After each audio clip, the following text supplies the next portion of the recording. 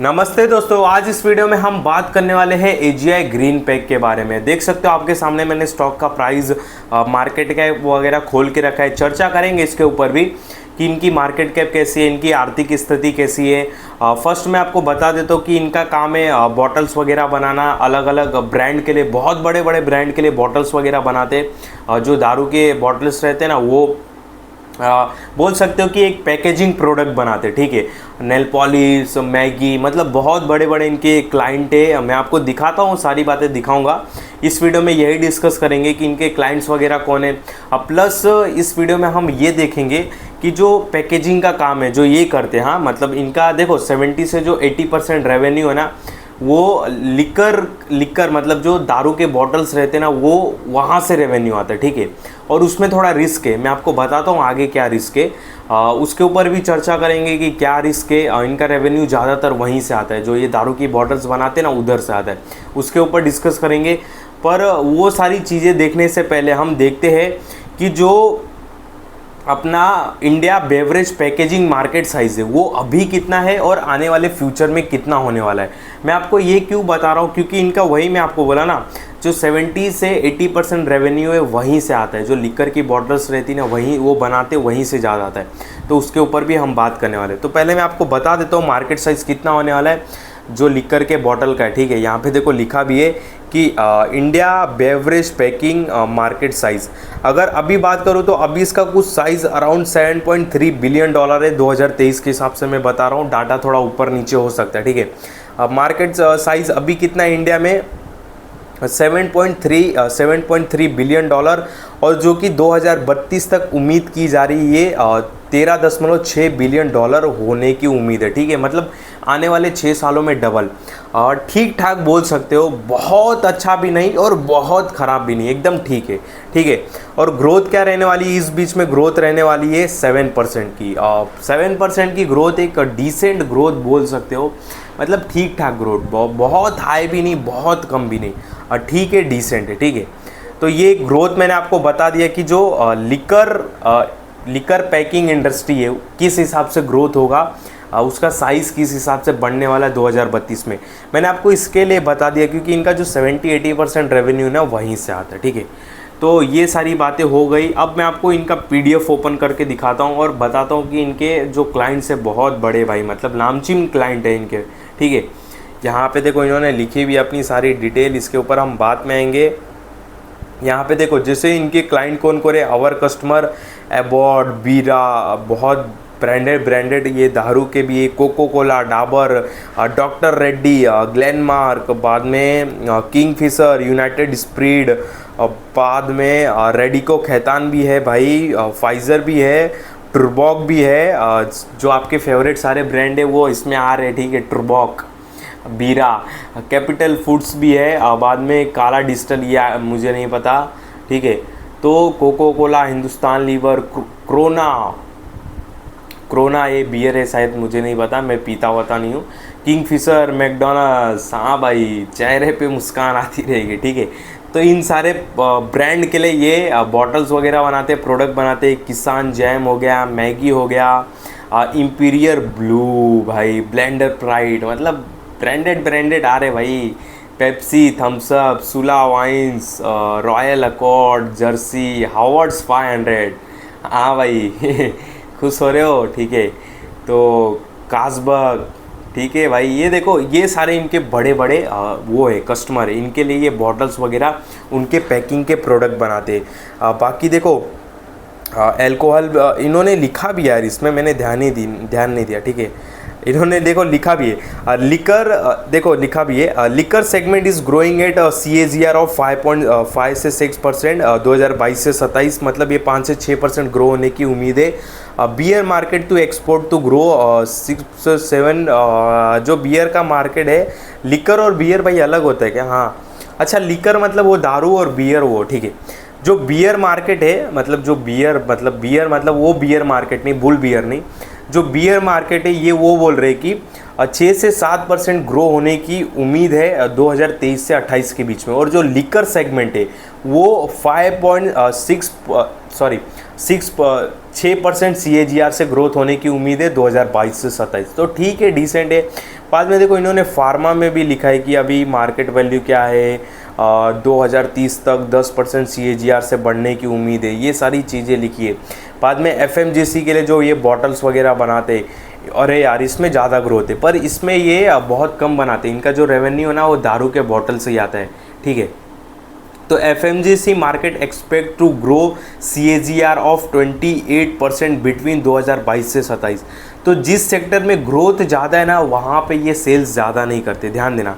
मैं जैसे कि अल्कोहल बेवरेज की बात करूँ, इसकी CAGR ये कौन से रेट से ग्रोथ होने वाला है, ये 6% से ग्रोथ होने वाला है। ये सबसे ग्रोथ इसकी कम है और इनका रेवेन्यू यहीं से ज़्यादा आता है, ध्यान देना आप, ठीक है। बाद में कॉस्मेटिक परफ्यूम के लिए भी ये बॉटल्स वगैरह ये छोटे छोटे रहते बनाते। देखो इन्होंने लिखा भी है कि CAGR ऑफ 6.45% ड्यूरिंग 2023-2028, यहाँ पे $30 बिलियन तक पहुँचने की उम्मीद है। भाई मेरी इंग्लिश उतनी अच्छी नहीं है, तो ये देखो ये सारी डिटेल है, आप देख सकते हो कितने CAGR से ग्रोथ होने वाली है, ठीक है। और इनके मैंने आपको ब्रांड्स वगैरह दिखा दिए, बाकी ठीक है, कोई दिक्कत नहीं है। अब देखो इसके एक रिस्क फैक्टर क्या है मैं आपको बताता हूँ। इनका जो ज़्यादातर रेवेन्यू, अब ध्यान से सुनना, डिटेल मैंने आपको ओवरऑल एक ऊपर से बता दिया। इनका जो ज़्यादातर रेवेन्यू है वो कहाँ से आता है, लिकर सेगमेंट से आता है और बियर सेगमेंट से आता है। जो बियर की बॉटल्स रहती है, जो लिकर के बॉटल रहती है, वो बना के इनका रेवेन्यू ज़्यादा आता है, ठीक है। फर्स्ट थिंग ये हो गया। बॉटल्स बनाने में क्या यूज़ होता है, सोडा ऐश, आप गूगल वगैरह करना, मैंने भी किया है। मैं ऐसा नहीं कि अभी रातों रात बात मैंने जान ली, मैंने भी गूगल देखा पढ़ा तब बता रहा हूँ, ठीक है। तो बॉटल्स बनाने में कौन सा मटेरियल यूज़ होता है, सोडा ऐश, लाइमस्टोन और एक और यूज़ होता है केमिकल, ठीक है। तो इनकी कॉस्ट बढ़ने से, ये मटेरियल कॉस्ट हो गया इनका, इनकी कॉस्ट बढ़ने से ना इनके नेट प्रॉफिट पे असर होता है। ये सबसे बड़ा रिस्क है, आप ध्यान देना। मतलब इस सेक्टर में उतरने से पहले, पैकेजिंग सेक्टर में उतरने से पहले बहुत ध्यान देना। जो AGI ग्रीन पैक है उनका 70-80% वहीं से आता है, लिकर की बोतल बना के और दारू और बियर की बोतल बना के, ठीक है, वहीं से आता है। और इस बोतल को बनाने के लिए क्या लगता है, लाइमस्टोन लगता है, सोडा ऐश लगता है और एक और केमिकल है वो भी लगता है, मुझको याद नहीं आ रहा, आप गूगल करना, ठीक है।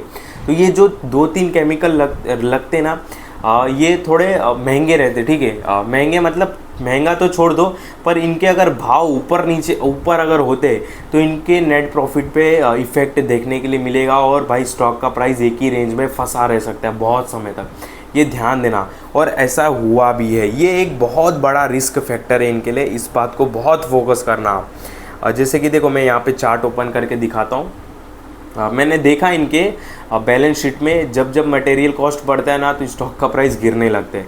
यहाँ पे देखो एक टाइम पे स्टॉक मैं आपको दिखाता हूँ, 2017 में ये 508 रुपये का था और 2023 तक ये 400-500 के रेंज में घूम रहा था। यानी कि 5-6 सालों तक एक टाइम तक ये स्टॉक एक ही रेंज में घूम रहा था, समझ रहे हो ना। 2017 से लेके 2022 तक, मतलब 5-6 सालों तक स्टॉक एक ही रेंज में घूम रहा था। रीज़न क्या है, रीज़न थोड़े डेप्ट भी थे इनके ऊपर, प्लस क्या बोलते हैं डिमांड भी हो सकता है, प्लस सबसे ज़्यादा मेरे को रीज़न लग रहा है मटेरियल कॉस्ट। तो मटेरियल कॉस्ट की वजह से बहुत इफेक्ट पड़ता है कंपनी पे, ये बहुत ध्यान देना आप, ठीक है। बाकी यहाँ पे आप आ जाते हैं इसके मार्केट कैप के ऊपर। मार्केट कैप अराउंड 6000 करोड़ के आसपास है इसका। बाद में अगर ROC देखें 17 का है, ठीक ठाक ROC है, बहुत अच्छा भी नहीं बोल सकते, बहुत बेकार भी नहीं बोल सकते, ठीक है। यहाँ पे नीचे आते तो सेल्स ग्रोथ देखो लास्ट 3 ईयर में इनकी बहुत अच्छी हुई है, 24% की अच्छी है, पर लास्ट 5 ईयर की सेल्स ग्रोथ देखे उतनी अच्छी नहीं है। नंबर ऑफ शेयर्स ये तो नहीं देखना होता है। नीचे आते तो देखो नेट प्रॉफिट आपको दिखाऊं, काफ़ी अप एंड डाउन देखने के लिए मिलेगा। वही मैं आपको बोला मटेरियल कॉस्ट, एक टाइम पर ये 100 करोड़ के नेट प्रॉफिट पे थे, फिर 103 करोड़, फिर 15 करोड़ पे भी आ गए, फिर 88 करोड़, फिर 193, 251 करोड़, ठीक है। तो नेट प्रॉफिट आपको काफ़ी अप एंड डाउन देखने के लिए मिलेगा। अगर एक्सपेंसेस पे जाते हैं तो देखो रीज़न क्या है, 2013 में इनका मटेरियल कॉस्ट 28%, 2015 में 36%, 2017 में 38% और बाद में 2018 तक ये 40% तक पहुंच गया, फिर 2022 में वापस 27% हो गया, 2023 में 33% हो गया। तो सारा लफड़ा मटेरियल कॉस्ट का ही है इस स्टॉक में, बाकी कुछ दिक्कत नहीं है। अपकमिंग रिजल्ट भी है 7 नवंबर को, तो हाल फिलहाल थोड़ा अलर्ट ही रहना। बाकी मैं आपको बताऊंगा कि डरना है कि क्या करना है इस स्टॉक को लेके। देखो कंपनी जब ग्रोथ नहीं कर रही थी ना, ग्रोथ मीन्स जब इनकी स्टॉक का प्राइस परफॉर्मेंस नहीं कर रहा था, तो इनके ऊपर ना अराउंड 1163 करोड़ का कर्जा था और रिजर्व इनके पास अराउंड 1300 करोड़ के आसपास का था। मतलब बहुत आसपास आ गए थे हाँ कर्जे के। पर इन्होंने फोकस किया, एक बहुत अच्छी बात है, कर्जा कम करने के लिए 1100 करोड़ से इन्होंने अपना कर्जा 616 करोड़ कर दिया, जो कि काफ़ी अच्छी बात है। कंपनी कर्ज मुक्त होना चाहती है, ये काफ़ी अच्छी बात है, ठीक है। अच्छे खासे रिजर्व भी अब बढ़ गए इनके पास, इन्वेस्टमेंट भी बढ़ गए, कैश वर्किंग इन प्रोग्रेस भी है 52 करोड़ का। अदर असेस्ट में आता हूँ तो कैश वगैरह भी पड़ा है 361 करोड़ का। तो देखा जाए तो पिछले 2-3 सालों में कंपनी के पास थोड़ा रिजर्व कम था, मतलब रिजर्व और डेप्ट ऑलमोस्ट सेम हो गया था। पर अभी क्या हो गया, डेप्ट आधा हो गया और रिजर्व उससे ज़्यादा हो गया, डबल से थोड़ा ज़्यादा हो गया, ठीक है। तो ये अच्छी बात है। यहाँ पे नीचे आते तो प्रमोटर्स की होल्डिंग वही 60% है, एफआईस की होल्डिंग 7% है, डीआईस की होल्डिंग 1.3% है।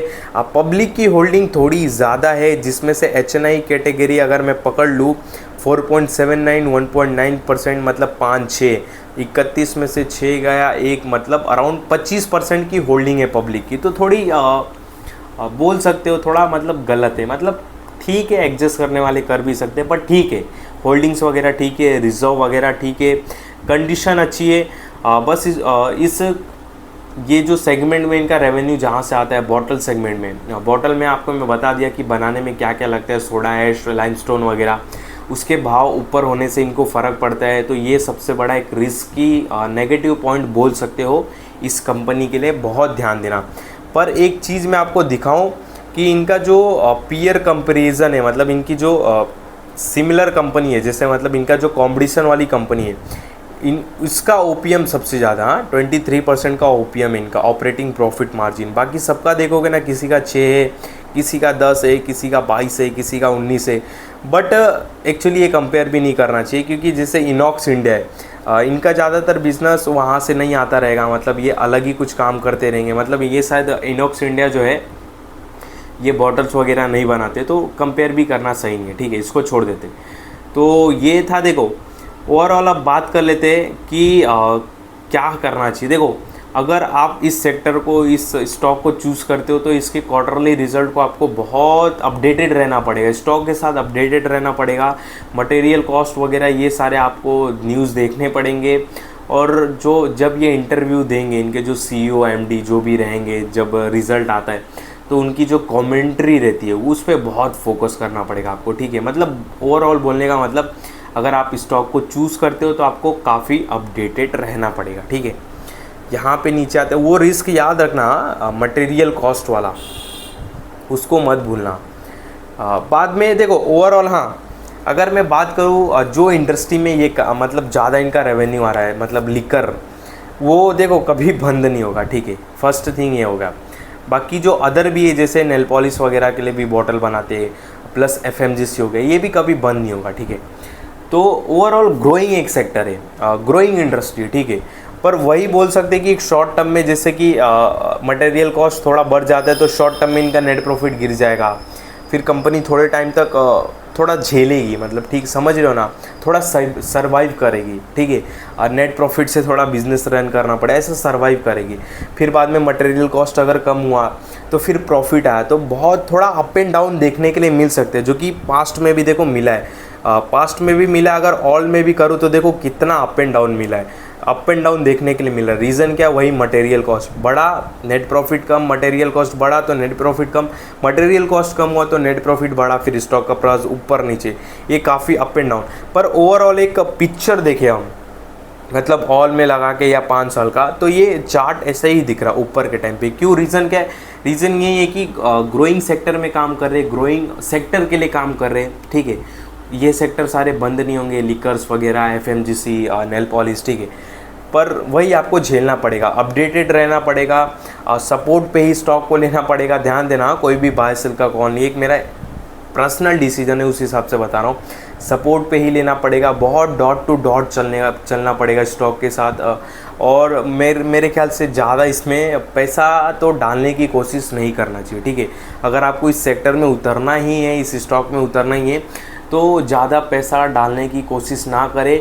एक लमसम अमाउंट ही रखे, जो अच्छे खासे सपोर्ट पे एंट्री ले, जो अच्छे खासे लो पे एंट्री ले, ठीक है। बहुत स्टडी करके, सोच समझ के, न्यूज़ वगैरह देख के, इनके जो मालिक है, जो CEO MD है, जब कमेंट्री देते, जो इनके प्रमोटर्स है, वो जाके जब न्यूज़ में कमेंट्री देते कि हमारी ग्रोथ इतनी रहने वाली है, हम ये कंपनी को एक्वायर कर रहे हैं, ये हमारा मार्केट शेयर इतना हो जाएगा, ये सारी बातें सुन सान के तब डिसीजन ले इसमें एंट्री के लिए, ठीक है। बाकी ओवरऑल देखें तो ठीक है, कोई दिक्कत नहीं है, उतना डरने की भी बात नहीं है। अब देखो अपने ऑल टाइम हाई के पास है बहुत, और मुझे लगता है इनका रिज़ल्ट अच्छा आने वाला है। क्या? क्योंकि रीज़न क्या है, देखो इसमें अच्छी खासी बाइंग आ चुकी है भाई। ये तो अभी देख रहा हूँ मैं, अराउंड कितने, अरे किधर गया, हाँ अराउंड 15% की कंटिन्यू बाइंग आई है इसमें। तो मुझको लगता है रिज़ल्ट अच्छा आने वाला है। पर रिज़ल्ट अच्छा आने वाला है इसका मतलब ये नहीं कि चलो तुरंत खरीदने, ठीक है, ऐसा नहीं है, ठीक है। तो ये अपने ऑल टाइम हाई के एकदम पास में ही है। अगर मैं यहाँ पे देखूँ तो हाल फिलहाल देखो इसका मैं एक सपोर्ट भी बना देता हूँ अच्छा लेवल्स निकालने की। 830 काफ़ी अच्छा लेवल्स लगता है, 740 भी काफ़ी अच्छा लेवल्स लगता है, और सारे लेवल्स, हाँ 600 भी लेवल्स काफ़ी अच्छा लगता है। पर इतना तो नहीं आएगा, पर 830 की उम्मीद कर सकते हो, 750 की उम्मीद कर सकते हो। कब उम्मीद कर सकते हो? रिज़ल्ट ख़राब आया तो, प्लस मार्केट नेगेटिव रहा तो, ठीक है। बाकी 830 का जो लेवल से काफ़ी अच्छा लगता है। अभी क्या है डिसीजन इस स्टॉक को लेके? अभी मेरा यही डिसीजन है कि आने वाले टाइम में इसका रिज़ल्ट है, तो हाल फिलहाल रिज़ल्ट आने दो, और रिज़ल्ट आने के बाद स्टॉक को देखो रिएक्ट कैसा करता है। अच्छा रिज़ल्ट आता है, अगर ऊपर जाता है तो अवॉइड करो, और बुरा रिज़ल्ट आता है और सपोज़ स्टॉक का प्राइस नीचे आता है, तो देखो कि रीज़न क्या है बुरा आने का, ठीक है। मटेरियल कॉस्ट बढ़ने से बुरा स्टॉक आया है क्या, ठीक है। तो आने और कमेंट्री सुनो कि आने वाले फ्यूचर में मटेरियल कॉस्ट कम हो सकता है क्या। कंपनी की जो, वही बोल रहा हूँ ना, जो प्रमोटर्स रहते हैं उनकी बातें सुनो कि भाई वो क्या बोल रहे स्टॉक को लेके कि आने वाले 2-3 क्वार्टर हमारे अच्छे रहने वाले, मटेरियल कॉस्ट कम होने वाला है। तो ऐसा कुछ कमेंट्री आता है, तो अच्छे लेवल्स देख के आप एंट्री के लिए सोच सकते हो, ठीक है। तो काफ़ी सतर्क, ओवरऑल बोलूँ तो काफ़ी सतर्क रहने वाला स्टॉक है, काफ़ी सतर्क रह के ही एंट्री लीजिए इसमें। बाकी ये था ओवरऑल एक AGI ग्रीन पैक के ऊपर वीडियो। बहुत गड़बड़ हो गया, मतलब गड़बड़ मतलब क्या है ना कि वीडियो में थोड़ा पॉइंट टू पॉइंट बोलना होता है, और सामने अगर मिलोगे ना मैं बहुत अच्छे से समझा दूंगा आपको। और वीडियो में कैसा पॉइंट टू पॉइंट बोलना रहता है, तो कभी कभी कुछ लाइन छूट जाती है, कभी बहुत ऊपर नीचे भी बोल देता हूँ। पर हाँ, जो भी वर्ड्स बोले वो काफ़ी मतलब सब सटीक ही मैंने बोले, और ऐसा नहीं कि सारे हवा में मैंने बात की। ये सारी बात आप खुद से भी स्टडी करना, क्रॉस चेक करना कि मटेरियल कॉस्ट से कंपनी पे इफेक्ट पड़ता है कि नहीं, ये सारी बातें, ठीक है, ट्राई करना। पर अभी अपने ऑलमोस्ट ऑल टाइम हाई के आसपास है, तो हाल फिलहाल तो दूर रहना, ठीक है। बता दिया मैंने आपको, रिज़ल्ट अच्छा आता है, ऊपर जाता है तो अवॉइड करना। उसके बाद अगर रिज़ल्ट ख़राब आता है तो रीज़न क्या है वो रीज़न जानने की कोशिश करना। अगर शॉर्ट टर्म रीज़न है, अगर शॉर्ट टर्म रीज़न की वजह से रिज़ल्ट ख़राब आया तो आप एक अच्छा लेवल्स देख के इसमें सोच सकते हो, ठीक है। तो इस वीडियो में आपको कोई भी बाय सेल का कॉल नहीं, ध्यान देना, और जो भी मैंने आपको बातें बताई केवल समझाने के लिए बताई।